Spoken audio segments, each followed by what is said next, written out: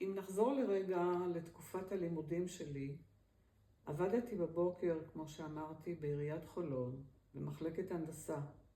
כל בוקר רכבתי באופניים מהבית ברחוב דובנוב עד לעיריית חולון. ואז בדרך הכרתי את ראובן, שגם הוא רכב על אופניים בדרכו לעבודה, גם כן בעירייה, באותו מסלול שלי. התיידדנו תוך כדי נסיעה, דיברנו, סיפרתי לו שיש לי חבר מהכיתה ששמו רפי, וששנינו מתגייסים באותו מחזור. אני לבה"ד 12, הוא לבה"ד 4. 5 חודשים בצבא, ונפרדתי מרפי. ופגשתי שוב את ראובן, וסיפרתי לו שנפרדנו. והוא, כדי להקל עליי, הזמין אותי לסרט. ואחרי חודשיים הציע נישואים, וב-31 למאי התחתנו.